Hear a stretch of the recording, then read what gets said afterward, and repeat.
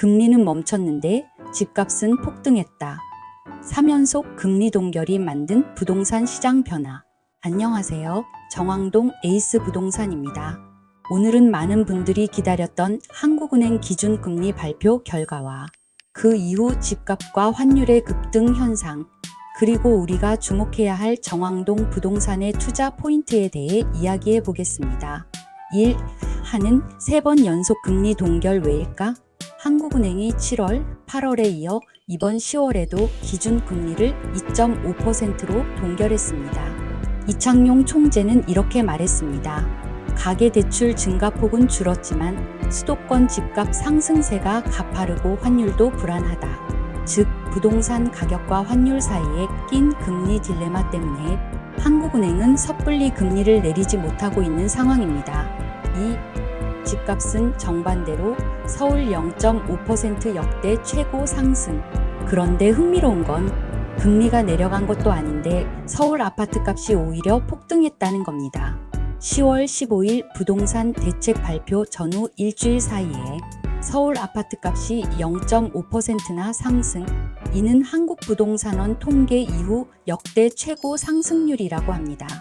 광진구 1.29%, 성동구 1.25%, 강동구 1.12%, 송파, 양천, 마포구도 1% 가까이 상승. 특히 분당은 한 주 만에 1.78% 급등, 과천도 1.48% 상승했습니다.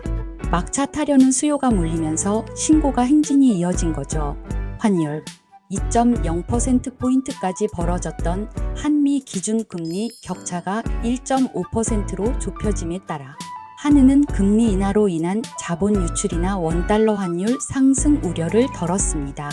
여기에 지난달 30일 한미 관세 협상 타결로 달러당 1,440원대를 압박했던 원달러 환율은 이튿날 1,425원대로 내려앉았습니다. 그럼에도 한은은 이달 기준금리 인하 카드를 꺼내들지 않을 전망입니다. 기준금리 인하의 가장 큰 걸림돌인 국내 부동산 시장이 불안하기 때문입니다. 결국 이 말은 해외 자금이 안전자산 쪽으로 이동 중이라는 뜻입니다. 즉, 달러 강세는 외국인 매도, 자산시장 불안으로 이어질 수 있죠.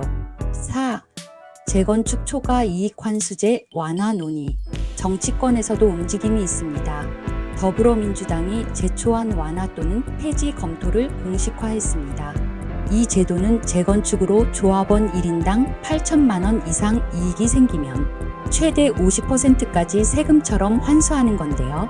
완화되거나 폐지된다면 강남권, 잠실, 분당 등 재건축 단지들의 사업성이 대폭 개선되고 자연스럽게 정비사업 자금이 움직일 가능성이 큽니다. 5. 자금은 어디로 이동할까? 지금 시장은 명확히 두 방향으로 나뉘고 있습니다. 1. 서울, 분당, 과천 등 인기 지역 신고가 갱신. 이 비인기 지역은 거래 정체와 급매 등장. 결국 양극화가 본격화된 겁니다. 하지만 이런 시기에는 오히려 현금 흐름형 수익 부동산이 주목받습니다.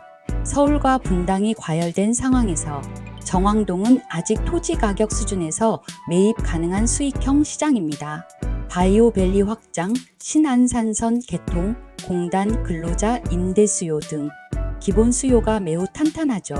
금리가 동결된 지금 대출 부담은 크지만 월세 수익이 안정적이고 실수요 기반이 있는 지역이라면 지금이 오히려 기회 구간입니다.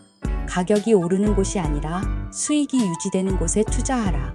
이게 바로 지금 시점의 핵심입니다.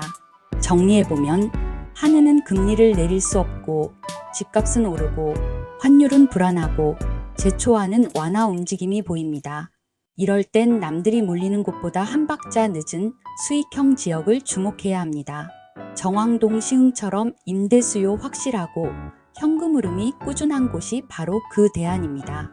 오늘 영상이 도움이 되셨다면 좋아요와 구독, 알림 설정 부탁드립니다. 저는 정왕동 에이스 부동산이었습니다. 현장에서 들려드리는 리얼한 이야기로 다음 영상에서 다시 뵙겠습니다. 감사합니다.